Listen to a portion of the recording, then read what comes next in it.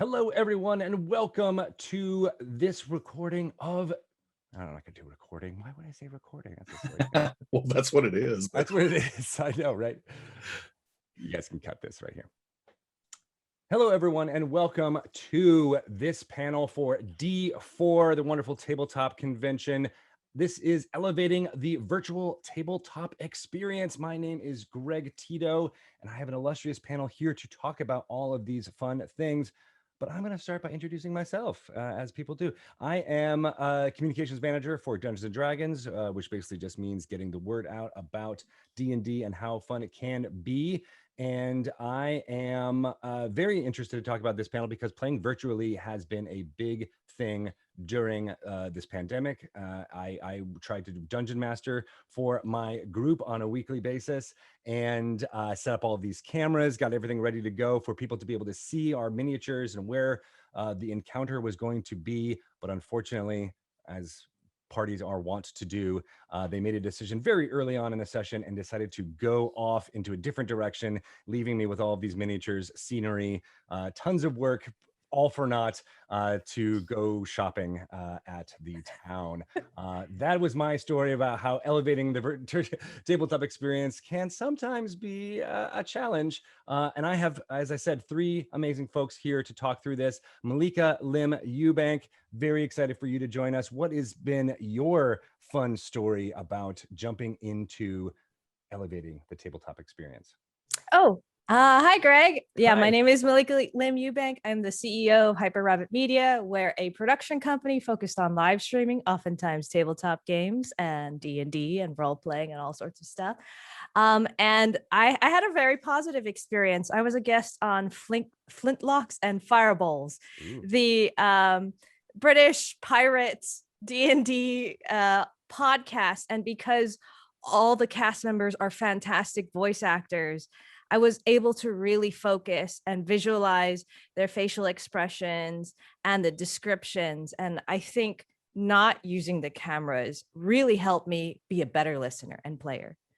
Oh, that's awesome. Yeah, I think that's been a lot of people's experience is like, oh yeah, I have to actually look at people and not at my phone as much. We also have Spenser Starke here joining us, producer from Critical Role. How are you doing, sir? I'm great. I'm great. Thank you so much for having me. Yeah, I'm a producer at Critical Role. I'm also a game designer. Best known for Alice is Missing, Kids on Brooms, and Icarus.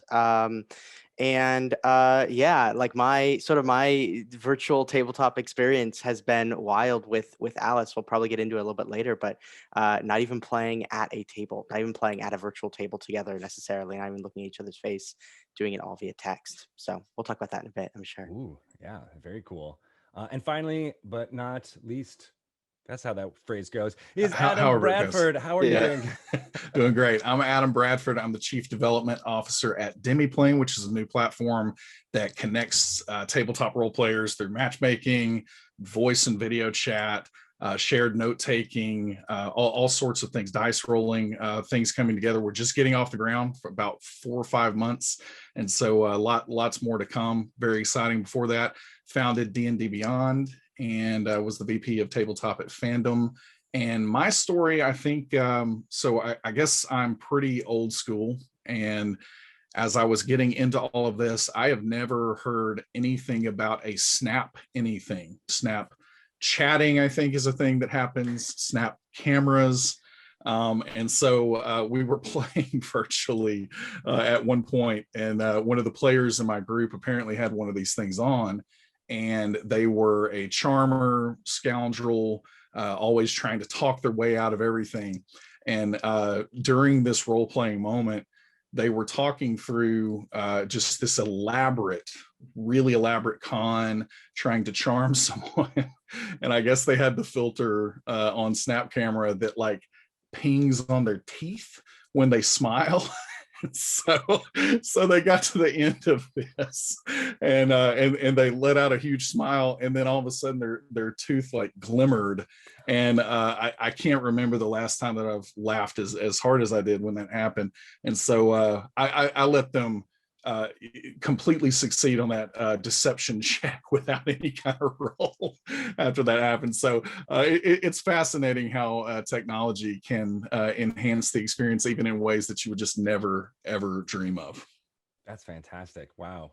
Yeah, I would have let them roll with advantage, but you just were like auto success. No, I don't even know if I could have paid attention to the result anyway. I was laughing too hard. That's fantastic. And I've been using Demiplane with my weekly group. It's been a great boon, and mostly because it handles pretty well the audio and visual sharing through the browser. People don't have to open up an entirely new client in order to do that, which I really appreciated. So the first kind of topic I want to get into is something we've touched on all these stories, is the visual audio aspect of playing online, right? That's the most important thing, is how do you broadcast audio and video in such a way that elevates the experience and not takes it away, right? So Malika, I'll throw this to you. What are some of the best practices with producing, with HyperRPG? I mean, you guys were in some ways the pioneers for this.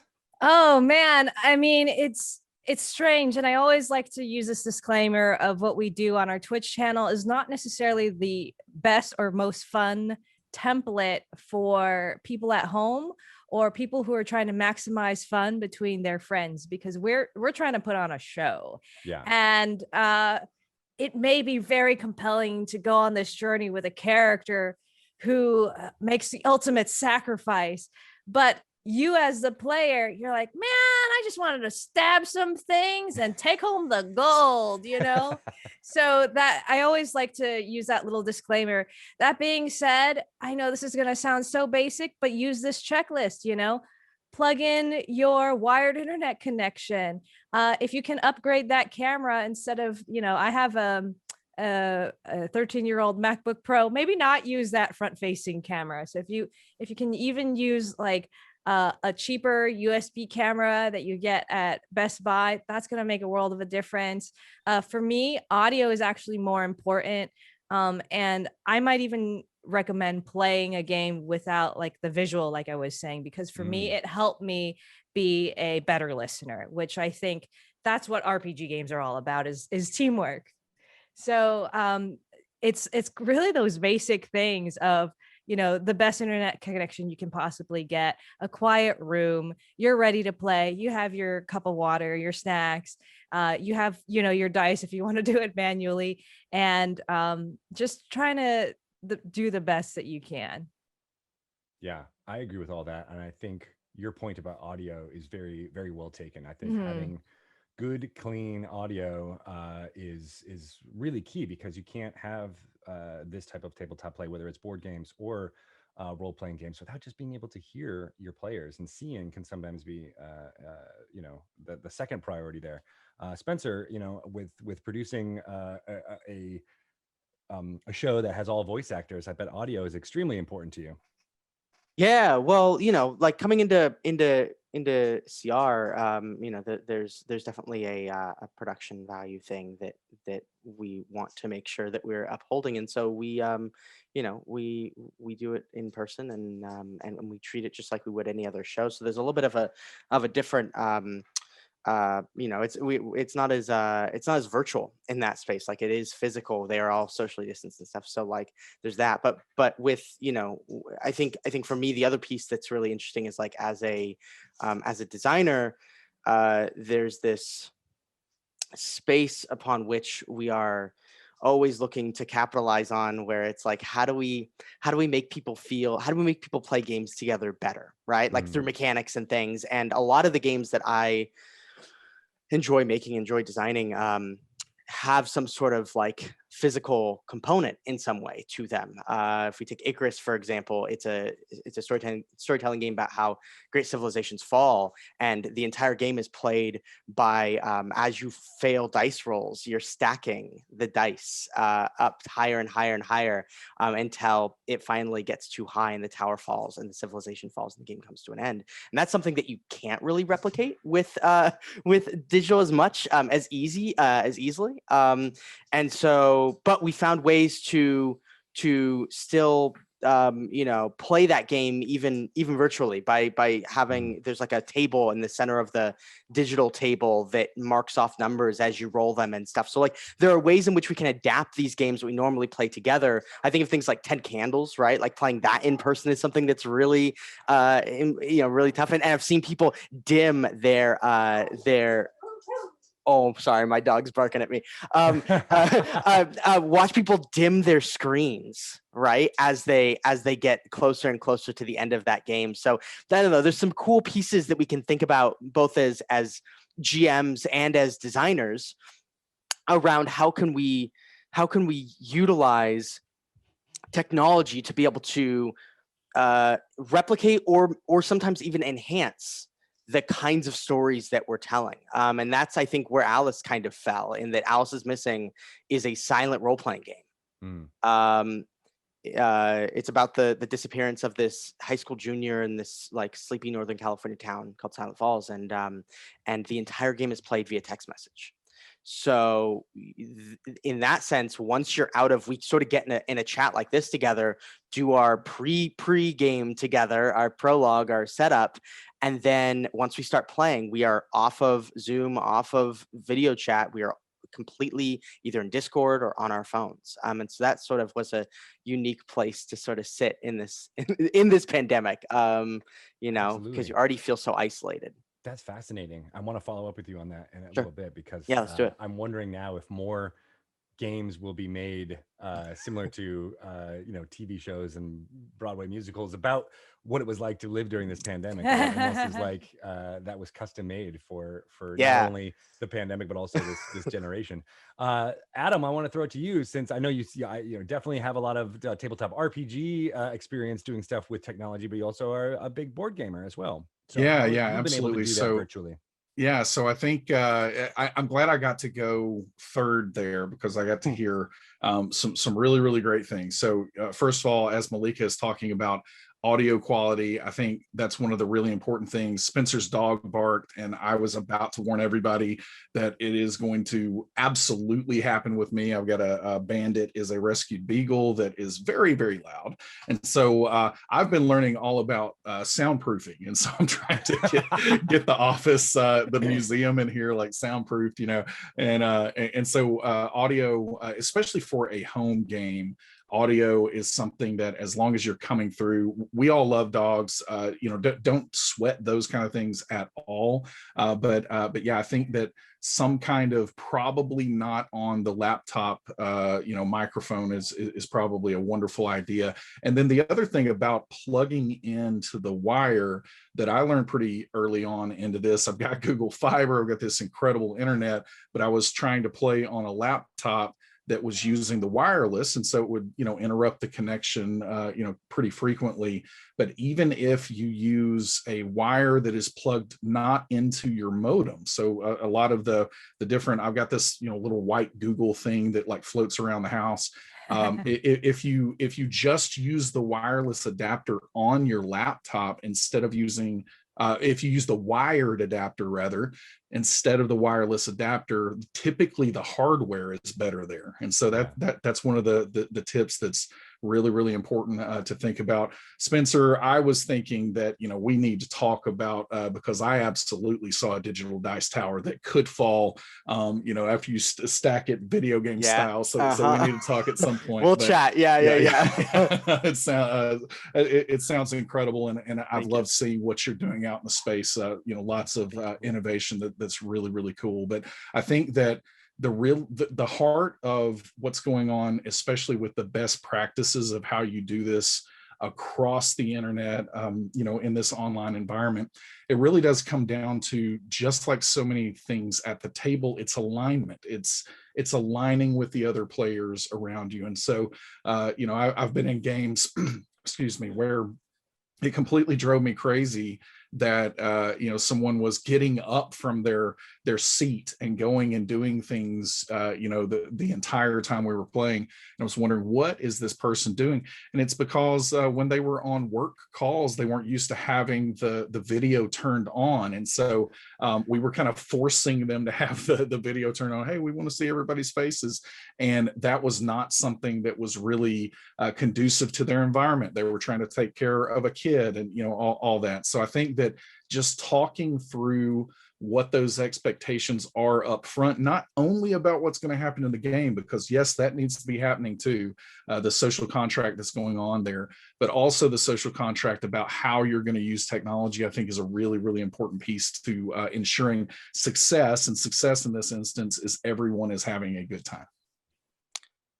Yeah, you're talking about like a session 0, but a session 0 not only for like game stuff, but a session 0 for in the virtual space. That's really interesting. Yeah, I've had to start doing that because again, just so many of the kind of disagreements or arguments have come down to, well, we just didn't talk about muting in between when you're not actively talking, and if you talk about that kind of stuff up front, it makes everything smooth on the other end of that.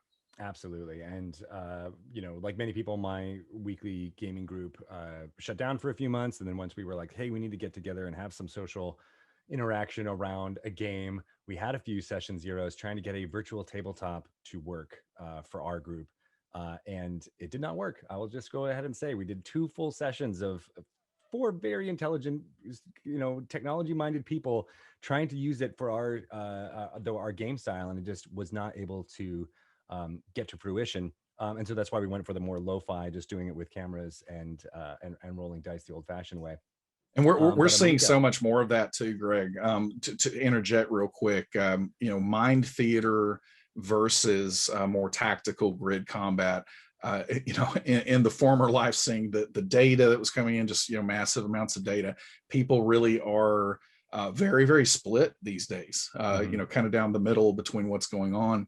And when the pandemic hit and people started moving online with this, it really, there's some compelling evidence out there that theater of the mind combat and being able to just kind of connect and not worry as much about the tactical grid part of that has really started trending quite a bit. And I would theorize that by the time the world starts opening back up and we're able to go and join tables, people will at least understand some of the virtues of that. One of the things that I always think about with theater of the mind is just thinking through this idea that I remember I watched a Doctor Strange animated movie many, many years ago, well before the MCU.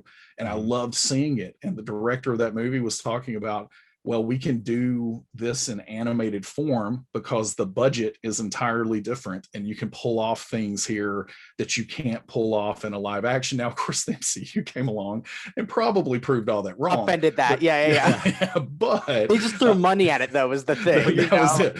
Lots of the tabletop gamers, the mind budget is way bigger. Yeah, than the mind budget.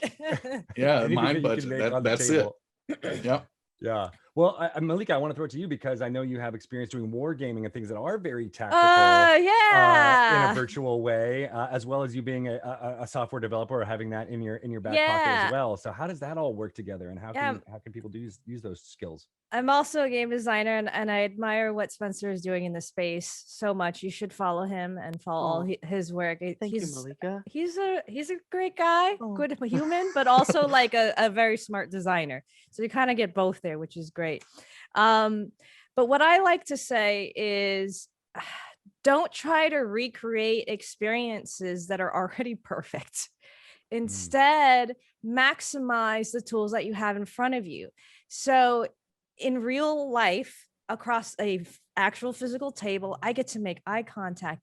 I can hear you sigh. I have all these experiences that are, to me, perfect and imperfect or horrible, like in the virtual setting. Like I can look at your face, Greg, right now and smile, but you're like, I don't know if you're looking at me, and it's like, it actually, I think it hurts something in your heart, like, because we have these kind of things that we've built over like human evolution for thousands of years, right? Yeah. However, what's a lot of fun is hidden information, missing information. So if the GM or the DM is like sending you like some chat stuff that the other players can't like see or hear, or you decide to turn off your camera, that's the kind of stuff that's really exciting to me. Or like maybe I could text message a person and you don't see kind of like what's going on down here. Maybe you just kind of like see me like looking down. Like that's the kind of stuff that is really fun in a virtual setting and maybe horrible in a physical setting. Like, why are you texting the player? Like, they're right there, dude.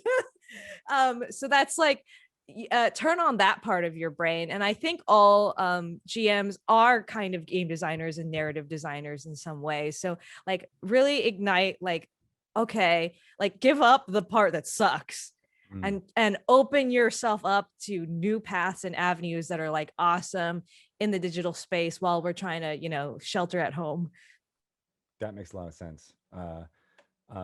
So, I mean, you touched on this a little bit, Malika, but like, I'm going to throw this to you, Spenser. Like, one of the things that I found is that disengagement, right? So people will be there, you can see their faces, but I know they're looking down and doing something else, which is not necessarily bad. Everybody has their things that they need to do to stay engaged. They can't just be 100% giving eye contact to the camera and not anybody else so that people can see it. So we're also seeing ourselves too. Yes. Right. Really tough. Yeah. I can't help but look at myself. I'm one of these people that it is, but and we're not used to that as humans. We're not used to seeing ourselves as we do stuff. There's a self-conscious thing there. Anyway, sorry to interrupt, but like that's a whole other bag of worms, can of worms. My question is about that, really. So like how do you keep energy up and make it feel like this is a special 2-hour session or 5-hour session or however it is, so that people don't just check out and, oh, actually I'd rather just be playing with my dog than playing with you guys on this stream, right? So how do you do that, Spenser? Why not both?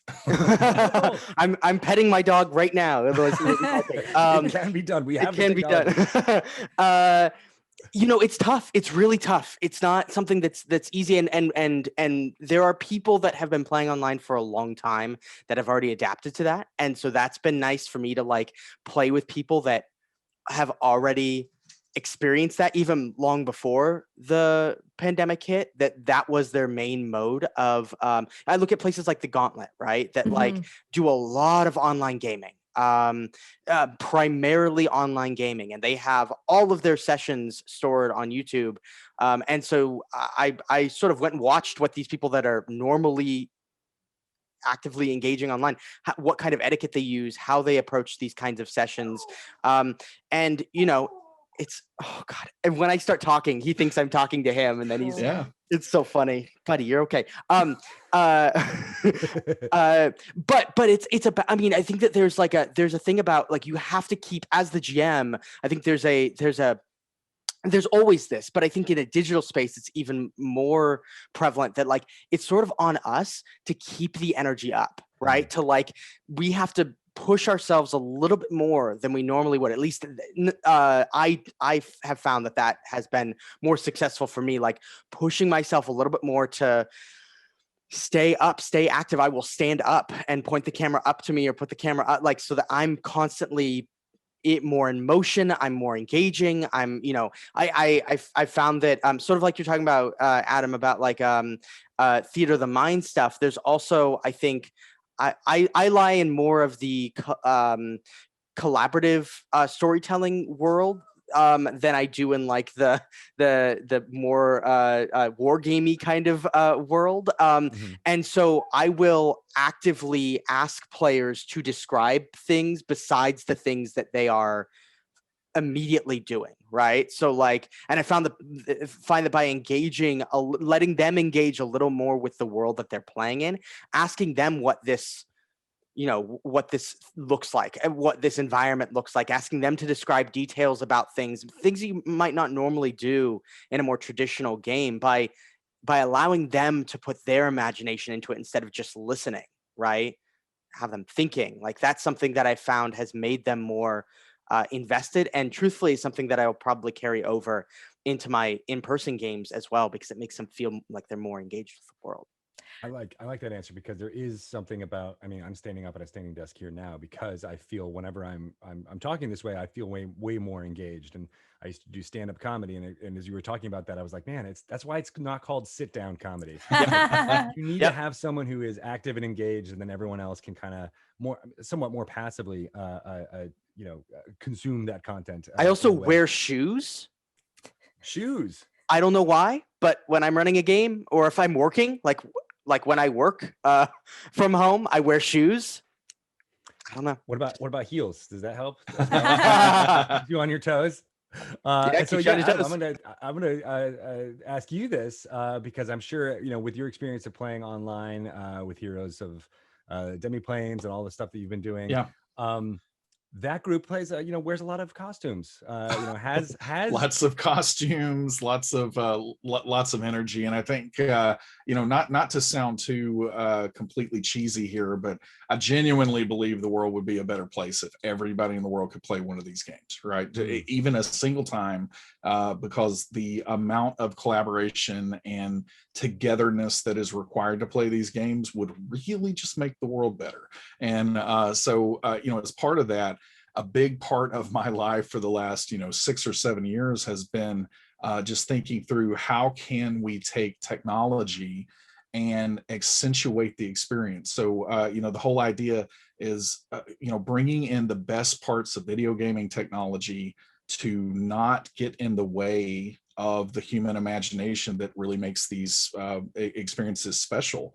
And so I think that thinking about it in that way, to use an example, if you're thinking about a piece of technology that you're going to bring into your living room or home theater experience, got my big screen TV hung up on the wall. Adding a sound bar to that was something that I recently did a few months ago, and it's like, whoa, this just enhances everything about this experience of watching a television show or a movie in here. Whereas adding in a phone that's going to keep me distracted while I'm supposed to be watching the movie maybe isn't the best use of that technology. And so I would say that I'll never forget the Stream of Annihilation, which we've got the architect here, right here on our panel today, Mr. Greg Tito. I remember when we went there, D&D Beyond was in its early alpha phase, and I was playing in a streamed game there. I was a meat grinder with Chris Perkins, and so he was trying to kill all of the characters, and people were cycling in and out of there. And I had my phone that I brought with me to sit at the table because I was actually using a character in the alpha of the character sheet for D&D Beyond. And I remember the people in chat were going nuts about how irreverent I was being, how they couldn't believe that I was texting during that game, all these kind of things, because back at that point, it wasn't really, this thing that people use that kind of technology at the table. And so, people started making jokes once they figured out that it was a character sheet there, that instead of ripping the piece of paper, Chris Perkins should just take my phone and throw it and break it. But thankfully that outcome did not happen. But it was fascinating to look at how people weren't really conditioned to think about technology at the table. And we've really come a long way since that time. And just thinking about ways to keep that energy up to where, and I sit there and think about it. If I am watching a show with my wife, which is one of our favorite pastimes, we watch a lot of TV. If I am on my phone for purposes of, looking at Twitter or whatever just happened there, that really takes away from that experience. And she knows it. We're about to be married 20 years in just a few days. And she knows it. And she just jumps all over me for that. Rightly so.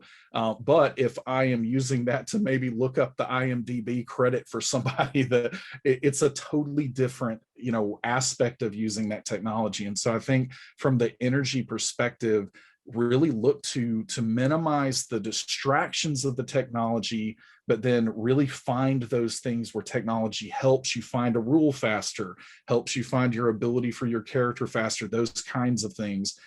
That is going to really go a long way to not, maybe that's not like amping up the energy, but it's definitely mitigating the things that can really, really kill that energy.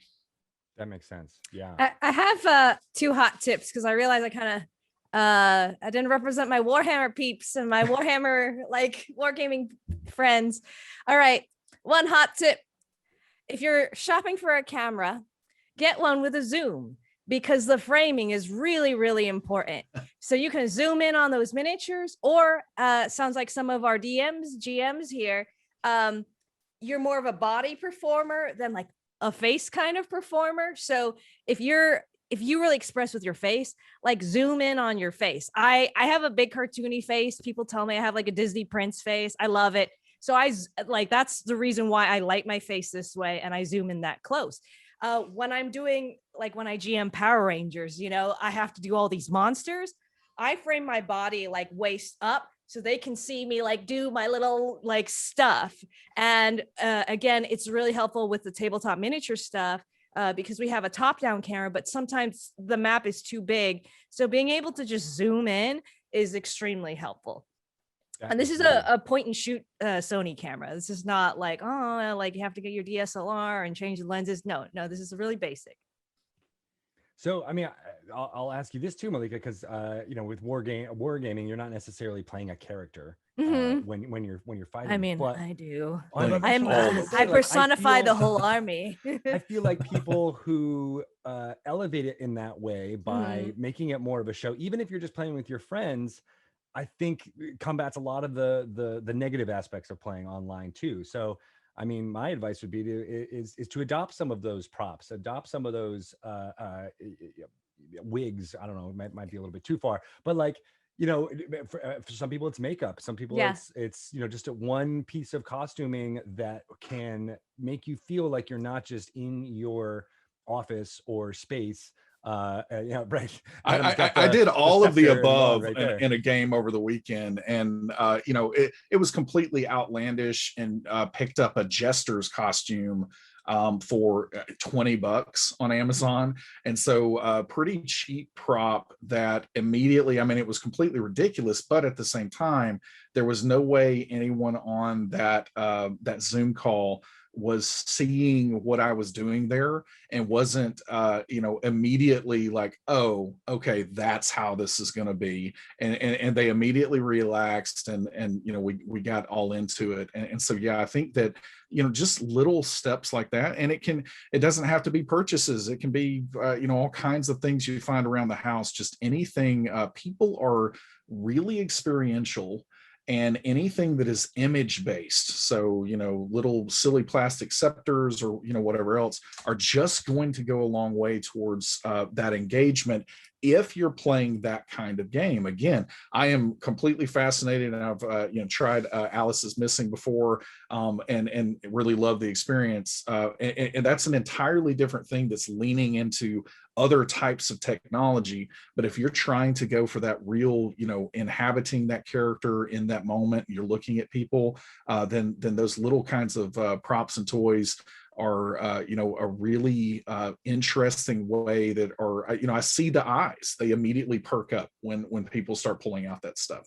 Very Meisner. Yeah. Meisner in a weird way, it's external in, right? And then when we can like put on this facade and let that seep into us in some way, and inform our character the better. Sorry, Malika, I cut you off. No, I was just gonna say, I think what it boils down to is setting your intention. So if your intention is to use a game designer term, enter the magic circle of play, where, Adam says that social contract. If you're entering that circle, and inside the circle, I am now a 9-foot tall barbarian orc, and I really dedicate my whole intention to that. So I'm not also a CEO who's trying to answer emails. I'm not a sister who's trying to make dinner, things like a wig or props or costumes or Snapchat filters or just putting on a different voice and holding my body differently helps me focus on that intention that I've set, and I can bring that to the table. Absolutely. So Spenser, I want to follow up about Alice is Missing, because that is so fascinating to me. Oh, thank you. How do you see this period of time where we've been playing so much virtually, probably more than in person? How do you see game design kind of taking that? Looks like you already were doing that. Did you create Alice is Missing during this pandemic, or was No. it beforehand and it just seemed to be a happy accident? So yeah, so that's what's strange, right? Is because like when I made Alice, the first half of playtesting was in the same room together, which is a very different experience playing Alice in the same room. It's more of a not theatrical, but you're all sharing the same in the game. I should preface this, it plays over 90 minutes. There's a timer that counts down from 90 to 0, and that timer has a soundtrack that goes along with it. And so when you're playing in person, you play that soundtrack in the room that everybody's in, and we all go to different areas in the room. Like we'll go sit on the couch, or like, at the dining room table, or in the kitchen, or whatever. But a place where all of us can see the timer and hear the music. And so it becomes almost like sitting in a theater with people, where you're having a joint experience together, even though you're all using text messages to communicate. When you're virtual, it's even more isolating, and so it can become even more like, not real, but immersive, I guess is the word, right? Because like you're literally by yourself talking to people on your phone. And what we found is that, and this was something that I was worried about in the design at the beginning, but then ended up being my favorite thing about the design, is that by removing, and Malika, you sort of touched on this a little bit too, by removing the visual aspect of communicating, but also Alice removes the vocal aspect of communicating. What it can do in the right circumstances is it can, if the game designs it to be this way, is that it allows you to become that character and not worry about your face, not worry about your voice, not worry about all these like things that make you not that person. And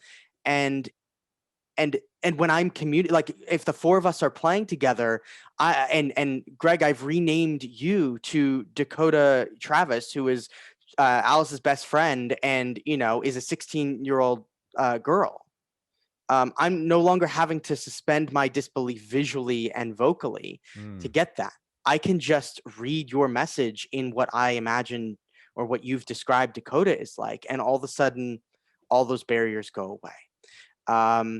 So that reminds me of like play by post, which was such a larger thing back when forums kind of began. I mean, they're still there and they still exist now, but right, it's that idea of text being the one vehicle to play.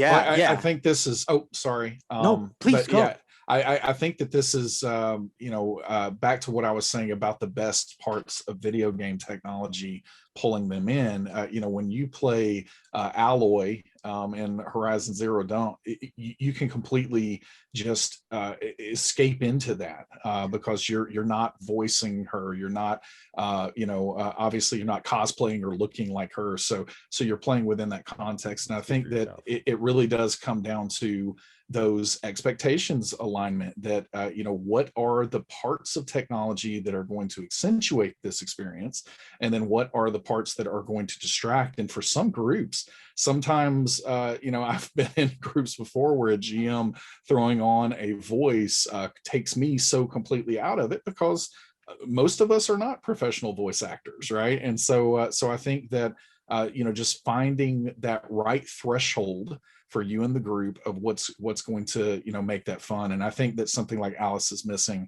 is really just starting to push the boundaries and kind of push people into exploring where those thresholds are. And I think it's going to really mean some great things for the industry overall, not only for games like that, but also for just reemerging on the other side of this pandemic of hey, we were forced to use this technology in this way for over a year. What are the lessons that we learned that really worked? And that's going to be different group for group, and you find where those lines are, and hold on, double down on the things that worked really well for you, and throw away the things that didn't. And I think to speak to that too, like the reason why Alice was built before the pandemic happened is because my main mode of communicating with people that are outside of my house Like people that don't live in my house, most of my communication happens with them via some sort of text vehicle, right? Whether it's text messages, whether it's Facebook Messenger, like whatever. That is the way in which I communicate most of the time with other people in the world. And so it was an attempt to kind of ground the experience that we are all used to in real life. I mean, Alice is a modern game. It is a game about like is set today. Yeah. And so like grounding the role play experience in the kind of communication that we all are that most of us, I should say, are most used to having with other people right now was sort of the design intention. I love that. I love that. And that, there's a bunch of wonderful questions that came in from Twitter when I posed people to about this topic, about what they wanted to find out more about. And I want to throw this to you, Malika. Dave Clark asked, what learning from virtual tabletop during this pandemic will you take into your in-person gaming? Which we've kind of been talking a little bit about here, but is there something that you've learned, not necessarily over this pandemic, but just through virtual gaming that you've adopted when playing more casually just with friends? I think we can all work on this, but me especially, is being a better listener. It does suck your energy, and like you really have to focus when you're playing virtually, but even in person, I think I could be a better listener. And I even take notes not only of what the DM or GM is saying, but also what the players are saying so that I can loop it back in. I think that's probably just like a really good thing for all players and GMs to work on. Yeah, for sure. And here, I'll throw this to you, Adam, because it's our friend Lauren at I know her. Crazy. Lauren Urban. She asks, what are some specific tools or options that a virtual tabletop offers that give a better experience than an in-person game, perhaps offering reluctant players positive reasons to try this type of virtual gaming? Yeah, I think it's a really good question. I think for me, one of the things I've used virtually all of the popular virtual tabletops, platforms and applications out there. I think that what we are starting to see, and I'm certainly biased here, I think Demiplane is trying to do, some of this as well, is that there are different types of virtual platforms to play on, right? So a lot of people, when the pandemic hit, they went to Roll20 Fantasy Grounds. Shout out to those two great platforms out there, and they didn't find what they were looking for. So I don't want to sound like a broken record here, but I think it's what works for you and your group. And for some groups, finding those virtual tabletops, the learning curve is in the right place for them, and they're going to dig into that and they're going to love that. And I've seen so many groups, talking to me about, hey, I used to be intimidated by these, but I jumped in because I had to. Again, that necessity is the mother of invention. And so it's like, I had to do this during this pandemic. When I get back in person, I'm going to project this on my TV while everybody is around the table. All of that is very possible.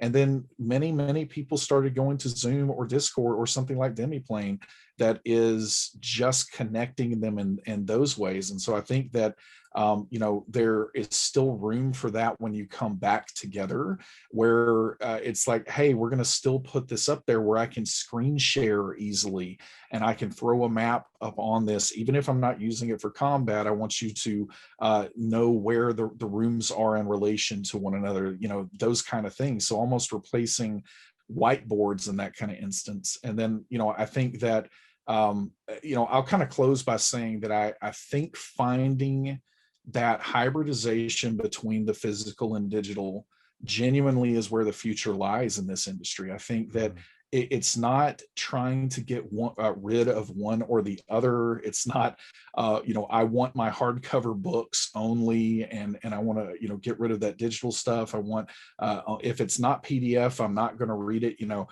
There are collectors who are going to always want those hardcover books. There are people who, want to lose the 50-pound backpack at conventions who are going to love the digital, side of these books. There are people who are going to want to use those VTTs or just video applications.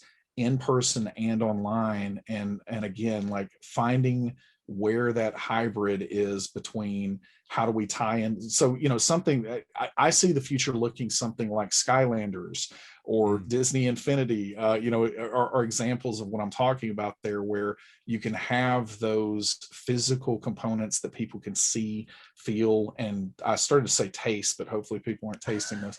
But my kids definitely put a few Skylanders in their mouth, I'm sure not that, gonna lie. yeah. But yeah, I think that, there's a lot of room for that in the future. And I think that's what we're going to see more and more of. I think one, go ahead, Spenser. Oh, I was just say one other piece on that note, Adam, that sort of you're talking about this spurred for me is on this question. It's not something necessarily I would take from the digital to the physical, but something that I think came out of the digital was the opportunity to play with people. Like the people that I would play with were the people that lived in Los Angeles, because that's where I am. And outside of that, I wouldn't really play with anybody else.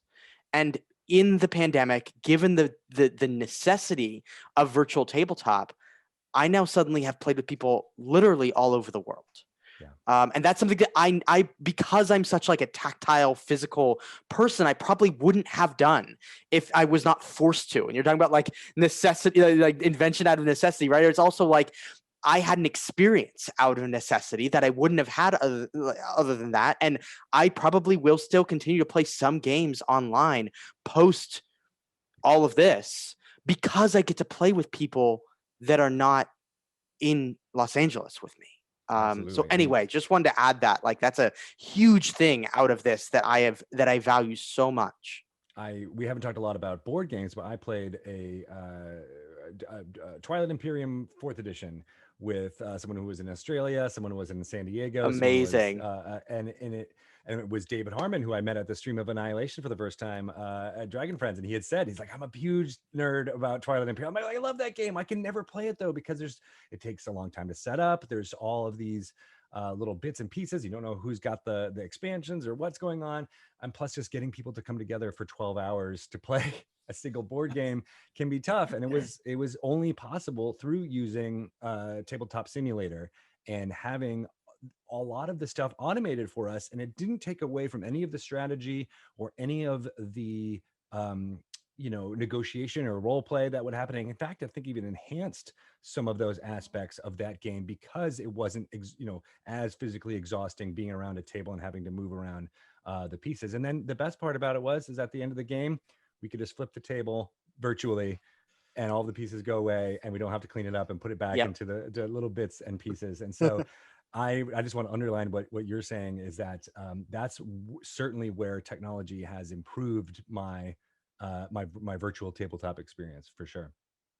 Awesome. Well, thank you all so much for being here, being a part of this panel. I'm going to throw it to each of you so you can let people know where they can follow you, find out what you're doing as game designers, as streamers, as amazing human beings on their own. Malika, why don't you go first? Yep. It's Malika Eubank. I am the CEO of Hyper, so you can follow us at all the links. If you just go to our website, hyperrpg.com. I'm at hello_Malika on Twitter and Instagram. And just talk to me about anything: food, dogs, games, love it all. Awesome. Spenser, what about you? Yeah, you can find me at Spenser Starke on Twitter and on Instagram. You can find the work that I do through Hunters Entertainment and Renegade Game Studios, alicesmissing.com if you're interested in that game. And then I'm also a producer for Critical Role. Awesome. Adam? And that's me. I'm Adam Bradford. I'm the CDO at Demiplane. So you can find me around all of our channels, Demiplane RPG, demiplane.com. And you can also find me on Twitter at Bad Eye Adam. Awesome. I am Greg Tito on Twitter, Greg_Tito on Instagram. And please give a listen to Dragon Talk, where my co-host and I, Shelly Mazanoble, talk through all of the fun stuff in the Dungeons and Dragons community. I also have a Star Trek podcast called Re-Engage, where we're going through all of Next Generation episode by episode. We just finished the first season and we're about to start season 2. So give a listen to that. And thank you all again so much. Thank you for all the questions on Twitter. And thank you to Ross Thompson, who was also in that Twilight Imperium game that I played, for putting this all together. And it's been a lot of fun. Thanks, everybody.